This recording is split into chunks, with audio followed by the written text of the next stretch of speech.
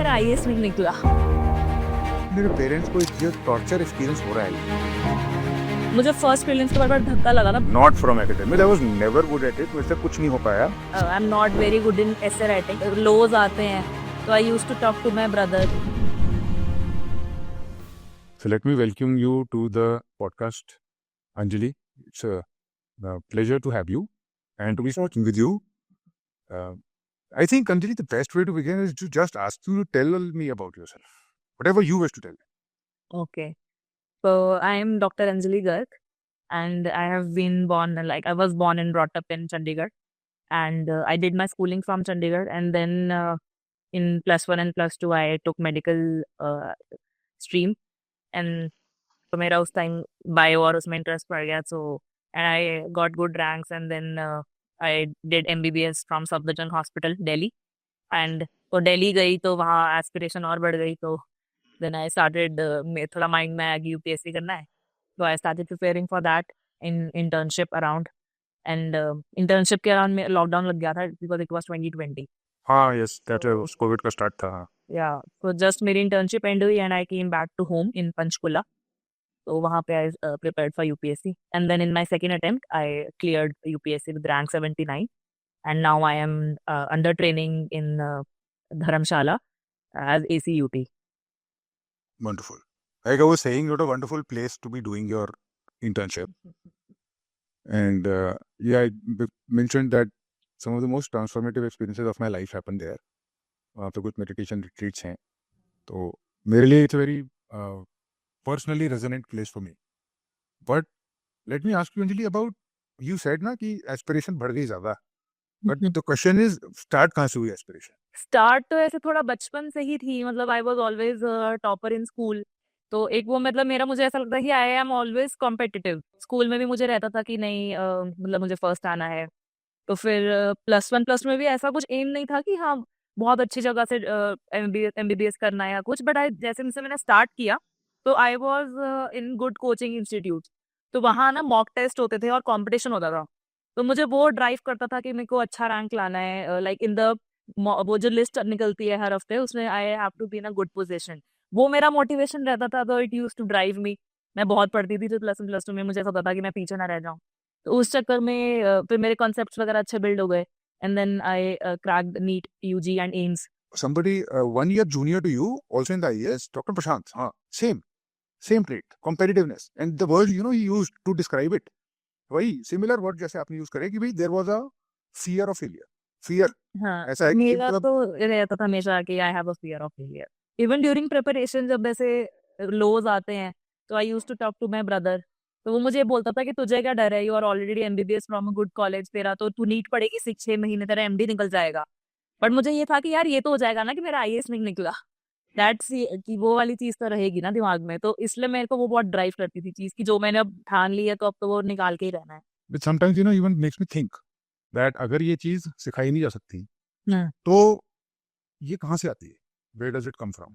ये I think बचपन से ही तुम्हारा कुछ बन जाता है, जैसे स्कूल से ही, आई थिंक ये स्कूल ही इसके बेसिक बिल्डिंग होती है कि अगर से नर्सरी केजी से ही मेरे मन में हमेशा ही रहता था कि मैं एक बारी फर्स्ट आई फिर दूसरी बारी फर्स्ट आई, तो वो तुम्हें कंटिन्यू करने का रहता है हमेशा कि नहीं मुझे हमेशा यही मतलब हमेशा अच्छा ही करना है, हमेशा टॉप कर, एक वो रहता है मुझे लगता है, तो it start from your childhood. सही बात। या फिर कभी ये भी होता है कि बाद में एकदम से कई बारी मोटिवेशन आ जाती है, दैट ऑल्सो। पता है, ये पैटर्न भी बड़ा इंटरेस्टिंग है जैसे नोट करने वाला कि भाई एक बार आपको टेस्ट मिल गया सक्सेस का, आपको फिर आदत पड़ जाती है, उससे उस लेवल से नीचे नहीं जा सकते आप। तो ये this is what brings me to my own personal problem statement, which is कि how do I teach others to clear this exam. ये है।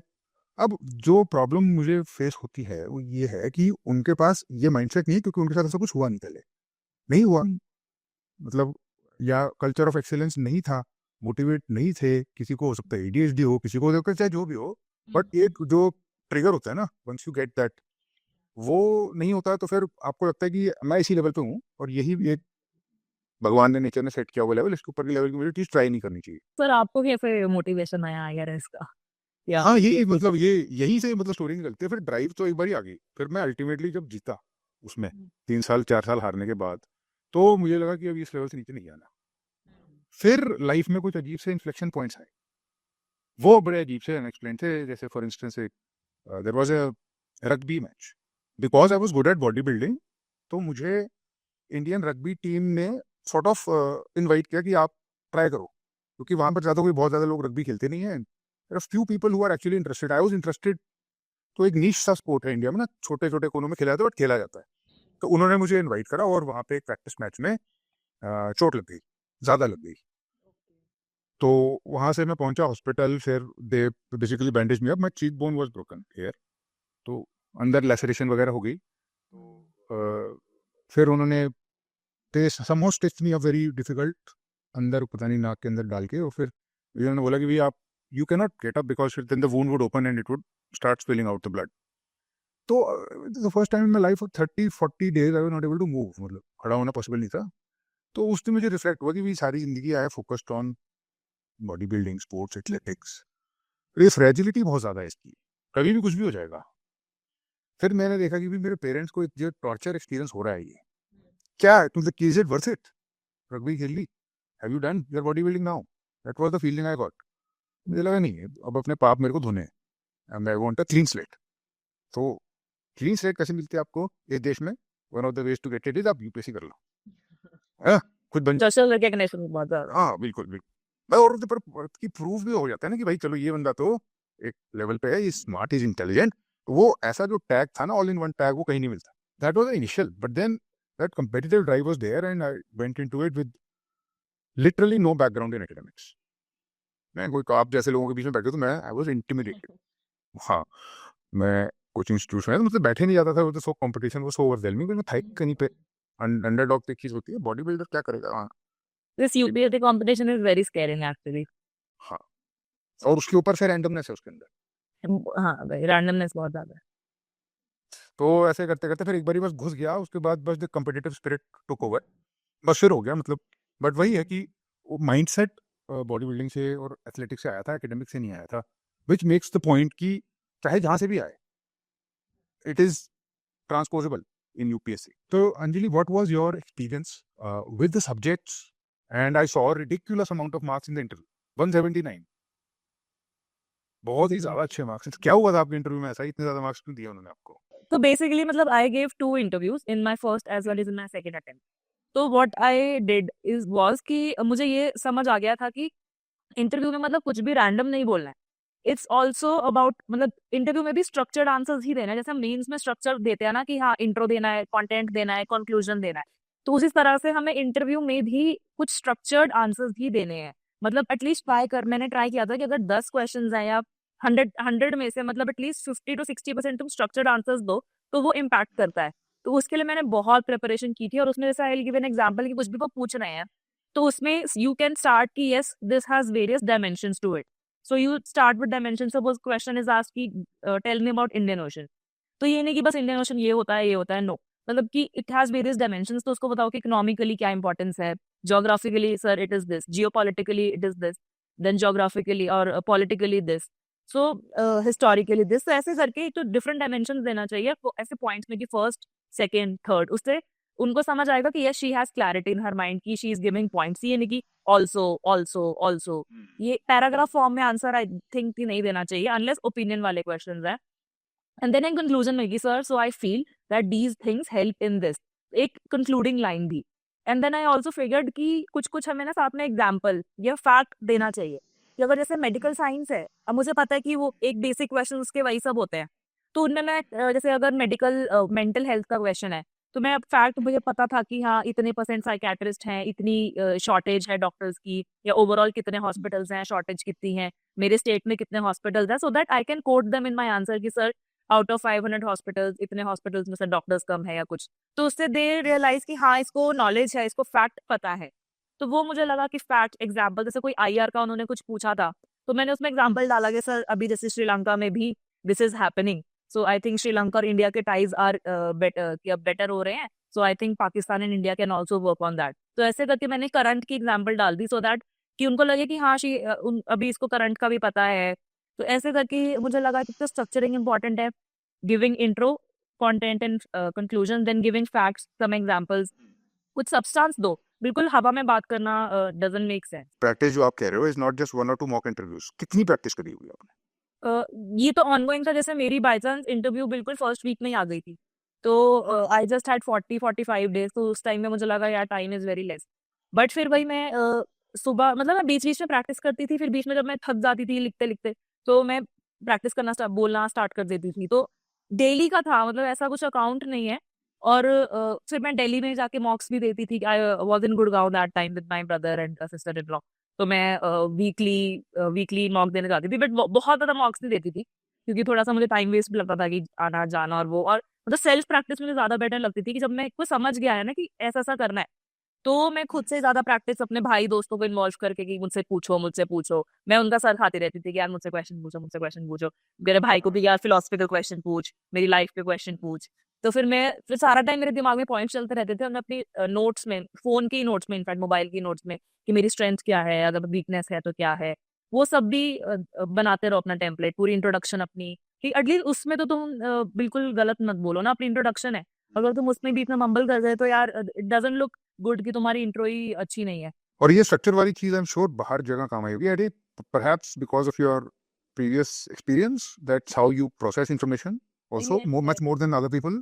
फिर मैंने देखा कि जो सोशल साइंसेस वाले होते हैं लोग, माइंडसेट उनका, वो नहीं सोचते ऐसे पॉइंट्स में ज्यादा। मेरे से थोड़ा ये चीज पीसी ऑब्जेक्टिविटी चीज इज बेटर, लाइक मैं I am not very good in essay writing because it's very philosophical और something, but I am good in GS 1 2 3 4, in like in structuring things and these things, so उसी चीज से मैंने फिर सीखा कि interview में भी थोड़ा स्ट्रक्चर्ड बोलना चाहिए। और ये सारी approaches, different different approaches, very interesting की सारी काम करती हैं एक्चुअली। जी एक वो बिल्कुल डिफरेंट फिलोसॉफिकल अप्रोच है, मेरी तो एटलीस्ट वही थी क्योंकि मेरी इंक्लिनेशन ही उसी टाइप की थी। तो मुझसे तो एक दो उन्होंने फैक्चुअल क्वेश्चन जब पूछे तो मुझे तो आता ही नहीं थे frankly. The first interview was so horrible, I can't even tell you. The second and third were better, but yeah, that approach was different and it worked, also it worked enough to get me in. I think सबकी वो अपनी strength होती है, तो मेरी जैसे strength है कि मुझे फैक्ट्स वगैरह समझ आ जाते हैं, याद रहता है। तो उन्होंने क्लाइमेट का क्वेश्चन पूछा था, climate change actually is it happening और not, so I started with this कि सर इतना परसेंट जो है वो इतना चेंज हो गया है अभी तक, लाइक टेम्परेचर में, सो of definitely climate change is happening.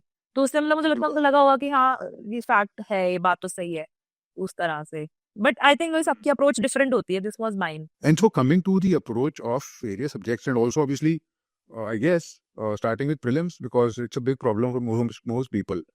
और आपकी बात सुन के आई एम ओनली गेसिंग, of course I don't know, I could be wrong, but बहुत ही सही अप्रोच है ये वाली, प्रीलिम्स के लिए तो खासकर, मेंस के लिए शायद नहीं। और correct me if I am wrong, जब मैंने मार्कशीट देखी तो it seems to reflect that medical science में एक्सट्रीम मार्क्स हैं आपके, जीएस में ठीक ठीक हैं, ऐसे में भी ठीक ठीक हैं, बाकी हर जगह ठीक ठीक हैं, बट आपके फुल मार्क्स हैं।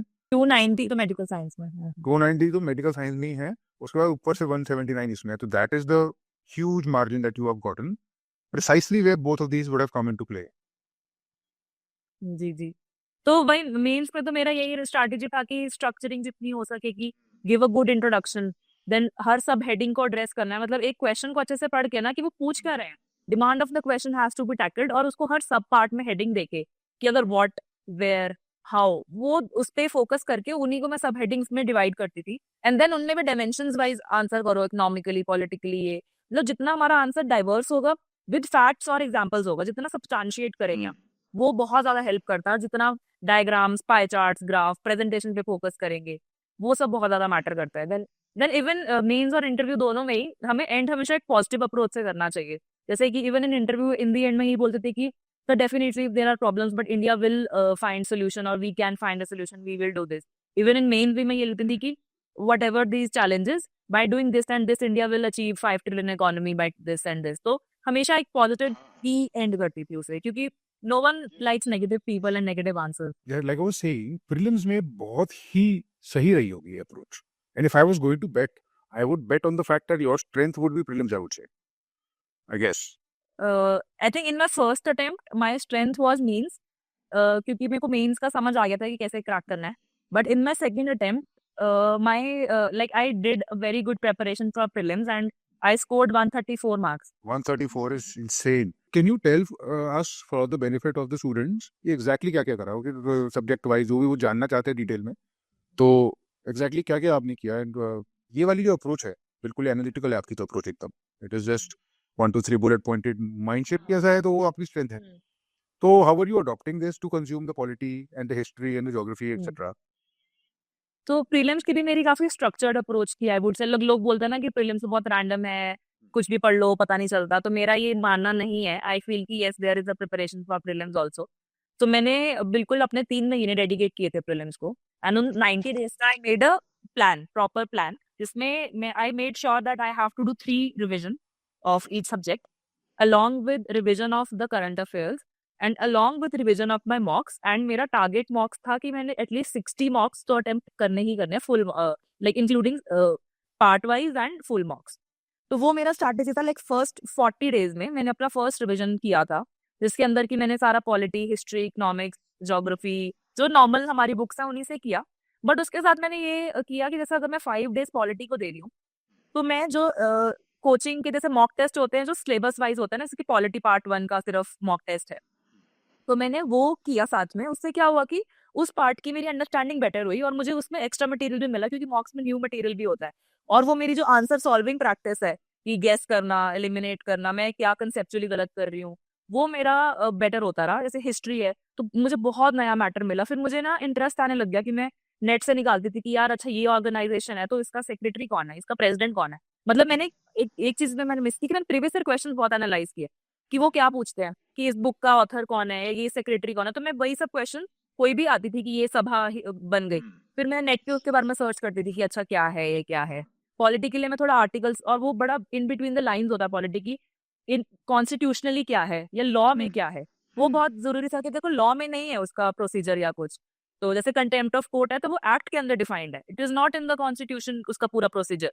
तो वो बहुत ज्यादा जरूरी है मैं कंसेप्ट बिल्ड करना।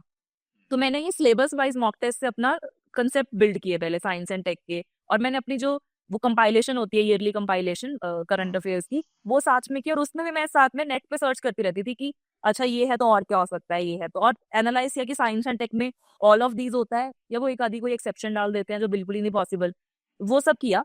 एंड देन ऐसे मेरी फर्स्ट रिविजन हुई। देन सेकेंड रिविजन में जब मैंने second month 41st day start किया, तो वो मैंने 30 डेज में टारगेट रखा था कंप्लीट करने का सेकंड डिवीजन, और उसमें मैंने फुल मार्क्स स्टार्ट कर दिए थे अटेम्प्ट करने, क्योंकि फुल मार्क्स से ही हमें आइडिया लगता है कौन सा सब्जेक्ट वीक चल रहा है या हम कौन सी चीज गलत कर रहे हैं। तो वो मैंने नेक्स्ट अराउंड 20-25 मार्क्स किए। एंड देन लास्ट के 20 दिन फिर मैंने एक फास्ट थर्ड रिविजन की, फुल मार्क्स किए हर सेकेंड डे, और साथ में फिर मैं पिछले मॉक टेस्ट की जो मिस्टेक्स थी मैं एक कॉपी में लिखती थी, जो भी मेरी गलतियां हैं, और उन गलतियों को मैं पढ़ना शुरू कर दिया कि मैंने ये गलती की, ये मत करना, वो मत करना। तो कॉन्टिन्यूस मॉक टेस्ट अटेम्प्ट किए, गलतियां समझी, एनालाइज किया। प्रीवियस ईयर को एंड के 5 दिन मैंने सिर्फ प्रीवियस ईयर क्वेश्चन सॉल्व किए, क्योंकि एक माइंडसेट बन जाता है वो प्रीलिम्स वाला। और कॉन्टिन्यूस उसी कंटेंट को बारी बारी रिवाइज किया मैंने, बहुत कि ये आ रहा है, ये आ रहा है मटेरियल मार्केट में, ऐसा कुछ नहीं किया। तो ये मेरी एक फोकस स्ट्रैटेजी थी, मैं इधर उधर नहीं भागती थी कि थोड़ा ये करना है वो करना है। फोमो में नहीं करना चाहिए प्रीलिम्स ना, कि ये भी कर लो और ये भी पढ़ लो। You said that you were searching, जैसे आपने एक तो आपने कहा कि आपने प्रीवियस ईयर क्वेश्चंस बहुत अच्छे से करे। आई एम जस्ट कंजेक्चरिंग दैट ज्यादा करते हैं जब उसको तो क्वेश्चन का टेम्पलेट सा दिमाग में बैठ जाता है कहीं ना कहीं इस टाइप। वो पता चल जाता है कि वो अगर ये पूछ रहे हैं कि this is the only mammal which will do this, तो वो गलत है स्टेटमेंट, तो एक लग जाता है आइडिया।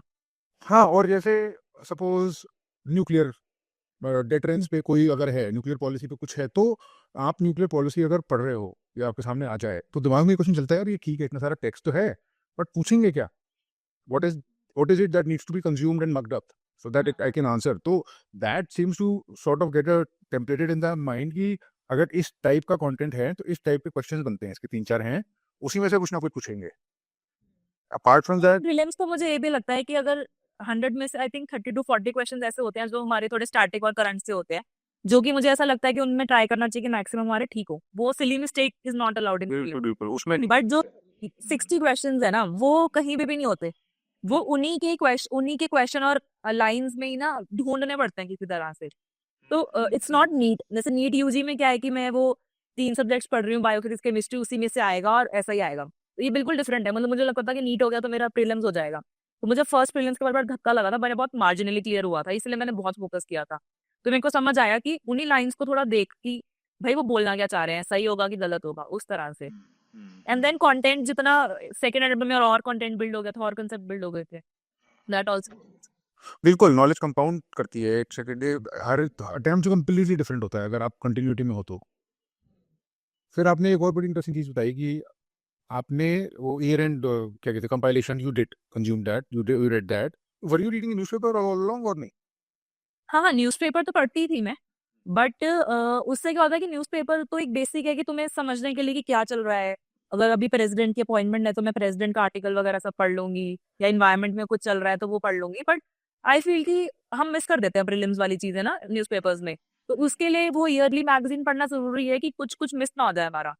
मेल्स के लिए न्यूज़पेपर्स में अच्छा मटेरियल मिल जाता है, बट प्रीलिम्स के लिए आई फील कि ईयरली कंपाइलेशन मस्ट है पढ़नी। इवन फॉर मेंस ऑल्सो मैंने तो जो मेंस की कंपाइलेशन होती है उसमें से प्रॉपर नोट्स बनाए थे, क्योंकि उसमें से बहुत डायरेक्ट क्वेश्चन आते हैं। तो न्यूज़पेपर्स पढ़ना हमें एक पूरा पर्सपेक्टिव देता है, बट फोकस्ड पढ़ाई के लिए I feel those compilations are important. Maybe मेरा वैसा नेचर है, तो मैं तो वो करती थी। हाँ मतलब वो तो I think I guessed correctly, क्योंकि आपका माइंडसेट ही वैसा है तो प्रीलिम्स के लिए तो बिल्कुल ही सुटेड है। और अगर थोड़ा और एनालिटिकल एग्जाम होता तो और ज़्यादा अच्छा होता शायद। जो भी थोड़े बहुत जीएस में बहुत ज़्यादा मार्क्स नहीं है वो शायद वही है, मतलब इट इज़ आपका तो बड़ा अच्छा है, टेम्पलेटेड केस है। जैसे आपका माइंडसेट है वैसे ही आपका ये भी है, बड़ा क्लियरली दिख रहा है। एक और चीज़ मेरे दिमाग में आई कि आपने कहा कि you were searching for things which you found were worth थोड़ा ना एक्सप्लोरेशन। तो किस हद तक क्यूरियोसिटी थी जेन्युइनली, किस हद तक आपका एनालिटिकल दिमाग चल रहा था कि नहीं ये आ सकता है तो ये पूछ लो, पढ़ लो? ये भी ग्रे जोन है कि ऐसा ना हो कि भाई तुम सर्च करते करते पूरा दिन ही बिता दो, 4 घंटे वेस्ट कर दो। वो मेरा हमेशा टारगेटेड रहता था कि मुझे ये 2 घंटे में अगर ये काम करना है तो मुझे करना है। 15-20 मिनट एक्स्ट्रा लग जाए तो ठीक है। तो मैं क्विक रीड मारती थी, ऐसा नहीं कि भाई उसी में घुस जाओ बहुत ज्यादा और मेंस का आंसर ही बनाने लग जाओ, नॉट दैट। बट एक क्विक रीड की, जैसे अगर अब जैसे अब भूल रही हूँ मैं, बट जैसे कोई भी सोसाइटी है हिस्ट्री की, तो बस फटाफट विकीपीडिया पर सर्च किया और उसी 1-2 पैराग्राफ पढ़ लिए बेसिक बेसिक से, जो फैक्ट लगा कि हाँ इसका प्रेसिडेंट ये था, सेक्रेटरी ये था, थोड़ा सा इसने ये किया, बस मूव अहेड। ऐसा बहुत ज्यादा भी नहीं कि बहुत टाइम नहीं वेस्ट करना उन चीजों में, बट थोड़ा सा क्विक रीड लेती थी मैं बस। Okay okay. और सी सैट के लिए आपके लिए तो खैर जो बिल्कुल भी चैलेंज नहीं रहा होगा, क्योंकि मैथ्स ठीक ही होगी, अच्छी ही होगी, और इंग्लिश भी अच्छी ही होगी। तो Anjali, what is your advice to students given the fact that हर किसी के पास वो एक स्ट्रिंग ऑफ एक्सीलेंस या एक प्रेसिडेंस नहीं होता, और हर कोई इतना कंपेटिटिव भी नहीं होता बाय नेचर, मतलब, और हर किसी की इतनी एनालिटिकल माइंडसेट भी नहीं होती। तो आप क्या बोलना चाहोगे उनको, जो कि बहुत इंपॉर्टेंट है उनके लिए जानना? रिगार्डिंग सी सैट और जनरल? जनरल एवरीथिंग और एनीथिंग जो आपको लगता है कि ओके भाई ओके। ये चीजें जरूरी है बोलनी है। तो मैं for the UPSC aspirants I will say कि my strategy was on 4 P's। मतलब मैंने पहले भी अपनी वीडियोस में बोला है जैसे। तो फर्स्ट इज परसिस्टेंस। तो हमें मतलब चाहे जितनी मर्जी डाउनफॉल्स आए, मार्क्स कम आ रहे हैं प्रीलिम्स में, नंबर कम आ रहे हैं, कुछ भी, तो बट हमें परसिस्टेंस दिखाना है। हमेशा करते रहना, ये नहीं कि छोड़ दिया कि 2 दिन कोई मैंने देखा है कि यार नंबर नहीं आ रहे, 3 दिन पढ़ाई नहीं की, वो तो बिल्कुल नहीं चलेगा इसके अंदर। ठीक है, एक दिन ब्रेक ले लिया, कुछ बहुत डाउन हो गया मूड, दोस्तों से बात कर ली, कुछ अच्छा खा पी लिया, या जो अपना एक्सरसाइज वगैरह कर लिया, but get back to your study. Then वही है कि परसेवरेंस रहता है कि भाई खून पसीने की पढ़ाई तो करनी पड़ेगी इसके अंदर। एंड सर देन एक बात बताओ अंजलि, जैसे इंटरप्टिंग यू, पर मुझे लगा कि जरूरी है इसलिए पूछता हूँ। तो ये जो परसिवियरेंस है आप में तो साफ साफ दिख ही रही है। आपने बताया कि आपने 70 डे का प्लान फॉलो करा, 43वें दिन वहां पे पहुंच गए थे जहाँ ऐसा पर। नहीं है कि उसमें मेरे लोज नहीं आए, ऐसा नहीं है। हाँ नहीं, दोस्त I am sure, but the doggedness that you had, my question is that do you think persistence can be train for, कि ये ट्रेड पहले से होता है? दोनों चीजें ही होती हैं, जैसे एप्टीट्यूड और एटीट्यूड वाली चीज होती है। तो एक तो होता भी है इनहेरेंटली कि हाँ तुम हमेशा से जिद्दी रहे हो, मतलब मेरा ये है कि मैं हमेशा जिद्दी रही हूँ थोड़ा कि मुझे ये करना है सो करना है। बट एक चीज होती है कि आ भी जाती है अगर मोटिवेशन है कि भाई हाँ 90 डेज का मैंने प्लान बनाया, मतलब प्लानिंग बहुत इंपॉर्टेंट है मेरी लाइफ में। मेरा time table is the most important. Even now मेरा सुबह मैं जरूर एक टाइम टेबल बना लूंगी, वरना मुझे ऐसा लगता है कि आई एम अनप्रोडक्टिव। तो वो एक प्लान बनाना बहुत जरूरी है, तो उसी प्लान से मुझे तब तक मेरी परसिस्टेंस आती है कि हाँ कि आज ये करना है, ये हुआ कि नहीं, नहीं होता तो फिर मुझे गिल्ट होता है कि यार this is not done type. तो वो नहीं मतलब ये आपकी पहले से थी, आई एम श्योर बचपन से है ये। मतलब हाँ आई थिंक थोड़ा सा तो है ही, बट यूपीएससी में फिर जैसे वीडियोस देख देख के या देख के कि यार ऐसा तो नहीं होगा, मतलब तुम्हें एक रियलिटी चेक का मिल जाता है कि where you stand and what do you want, what you have to do. तो मेरे को था कि यार ये तो नहीं, मतलब प्रीलिम्स के लिए मैं बड़ी डरती थी, तो मुझे था कि यार ये तो करना ही पड़ेगा, वरना देख ले तेरा 1 साल गया। मतलब फिर वो फ्यूचर दिखने लगा था कि यार फिर नहीं क्लियर होगा, ये नहीं होगा, वो नहीं होगा, तो कुछ सोच लो कि भाई ये नहीं होगा तो भाई तुम्हारा फ्यूचर गया, कुछ नेगेटिव सोच लो उस तरह। फियर यूज करके मोटिवेशन। उस तरह फेलियर रहता था, हाँ। हाँ, तो आपने you were giving advice and I interrupted you and you were telling that persistence बहुत जरूरी है। परसेवरेंस, या देन आई फील कि पेशेंस। तो मेरा जैसे क्या रहा है कि हमेशा से कि जल्दी करना है, कर लूंगी मैं तो, और करके तो मुझे था कि मैं तो फर्स्ट अटेम्प्ट में निकालूंगी। तो फिर मेरे को रियलिटी चेक मिला कि यार इतना इजी तो नहीं है, इतना रैंडम है, सब कुछ है, और मेरा फर्स्ट अटेम्प्ट में जस्ट 5-6 नंबरों से फाइनल कट ऑफ रह गया था इंटरव्यू तक आई गेव। तो फिर मुझे झटका लगा और मुझे लगा कि नहीं यार, this is a game of patience, ऐसा नहीं है। एंड देन इवन मतलब मेंस में, प्रीलिम्स में धीरे धीरे इंप्रूव होता है, ऐसे नहीं कि यार एक ही बारी में तुम्हारा 20 नंबर इंप्रूव हो जाएगा। धीरे धीरे लर्निंग फ्रॉम योर मिस्टेक्स ऐसा होगा। So patience is very important, and then positive approach. ये तो आई थिंक कि यूपीएससी का मेन कॉर्नर स्टोन है कि भाई, आई विल से की स्टोन है पॉजिटिव अप्रोच की। बिना पॉजिटिव रहे तो तुम नहीं कर सकते, क्योंकि हर 5 दिन में, 4 दिन में लो आ जाता है कि यार उतना नहीं हो पा रहा है, ऐसा नहीं हो पा रहा। तो उस टाइम से पॉजिटिव रहना बहुत जरूरी बिल्कुल। और अगेन इंटरप्टिंग मुझे लगा कि ये भी जरूरी है, तो मेंशन करना चाहिए कि ये जैसे आप जैसे जॉब में गए हो, जाओगे और एक्सपीरियंस करोगे, आप देखोगे कि ये जो पैटर्न इन्होंने बनाया हुआ है, ये पैटर्न किसी लॉजिक पे बेस्ड है ऑब्वियसली। तो one thing that they are testing for I think is emotional stability. जी। लॉन्ग पीरियड्स ऑफ टाइम, मतलब आप cannot be temperamental too much, लंबे टाइम तक नहीं कर पाओगे सर। और वो इसीलिए ब्यूरोक्रेट की लाइफ में या सिविल सर्वेंट की लाइफ में आपको देखोगे देखोगे बहुत ज्यादा रिक्वायर्ड हो आगे आते। बिल्कुल बिल्कुल। तो अभी ये चीज होती है वैसे, like in my experience also, अगर कुछ गलत भी हो जाए या कुछ, तो एक वो माइंडसेट रहता है यूपीएससी वाला ना कि मतलब मेरे को भी ये रहता है कि यार वो निकाल लिया इतना टफ टाइम, तो ये भी हो जाएगा। तो भाई एक अप्रोच, माइंड, एक इंड्योरेंस तो क्रिएट हो जाती है। So those are the 4 P's of Dr. Anjali Garg. And I mean, I still think it's a whole lot of horsepower we bring from the past. Somehow, जी। है वो factor. And such में I feel like support ना emotional stability के लिए, जैसे being an extrovert, तो मुझे थोड़े लोग चाहिए होते हैं फॉर माई सपोर्ट। तो मेरे mummy papa, they were the pillars with me, क्योंकि मैंने घर पे पढ़ाई की थी। देन माई ब्रदर एंड भाभी, तो उनके पास रो लिया कि यार ऐसे हो रहा है, ऐसे हो रहा है। मेरे दोस्त, मतलब I am very fortunate to have very good friends from my college. तो उन्होंने बहुत सपोर्ट किया। Then I had my study partner, उनके साथ मैं पढ़ती थी, तो एक डिस्कशन हो जाता था, उसके वो भी अपना रो लेता था, मैं भी अपना रो लेती थी, एक शेयर हो जाता था। तो वो इमोशनल एक स्ट्रेंथ बहुत जरूरी है। तो मुझे लगता है ऐसे अलूफ रह के, अकेले रह के पढ़ाई करने से धीरे धीरे स्ट्रेस बिल्ड होता रहता है। तो वो स्ट्रेस निकालते रहना चाहिए। शाम को वॉक किया, किसी दोस्त को कॉल कर लिया, तो वो मैं करती रहती थी। It's very nice to hear. And obviously, जब बात करता हूँ तो मतलब अपनी यादें बहुत आती हैं, याद आता है ये ऐसा सही है। और सीनियर से बात करोगे ना, कोई थोड़ा 10 साल होगा, वैसे ही बातें होंगी। किसी से 25-30 साल पुराने सीनियर से बात करोगे, बिल्कुल ही सेक्रेटरी लेवल के कोई ऑफिसर होंगे, तो सेम बताएंगे आपको, ऐसे ही एक्सपीरियंस है। पैटर्न में भी थोड़े बहुत चेंजेस होते रहते हैं, बट जी। It's why you will find the fraternity. आप नोटिस करिए ये चीज जब आप गए उसमें कि the all the people that were there seem to have a certain type, थोड़ा सा somehow। आपको फील हुआ क्या? इन लबासना, हाँ। ये तो मुझे फील हुआ कि बहुत लोग कॉम्पिटिटिव तो है वहाँ, because everyone has that attitude कि भाई हम बहुत अच्छे कॉलेज के ग्रेजुएट है, and then we cleared UPSC. तो एक वो मतलब कॉम्पिटिटिव नेचर दिखती थी वहां भी ना, जैसे even in the presentation and everything लोग थे कॉम्पिटिटिव। तो वो चीज रही, एग्जाम्स भी वहां होते थे तो वहां भी थी, एक कंपटीशन रहता था, मतलब लोग पढ़ते थे वहां भी ऐसे, एक वो है जनरल चीज। बट ये है कि उतना कितने स्ट्रेस में होते हैं वहां के, उतना ही ओपन अप भी हो जाते हैं। That is also good thing. या या because after all the competition is over. मतलब अगर अगर एक्चुअली कंपटीशन लगा दोगे तो निकल आएगी वो चीज बाहर। But it is very interesting conversation, बहुत मजा आया, बहुत कुछ, so many echoes of the past, बहुत वेरी, बहुत अच्छा था। Thank you Anjali for taking out the time, it was lot of fun, बहुत मजा आया। Thank you. सेम है सर, सेम है। Thank you sir.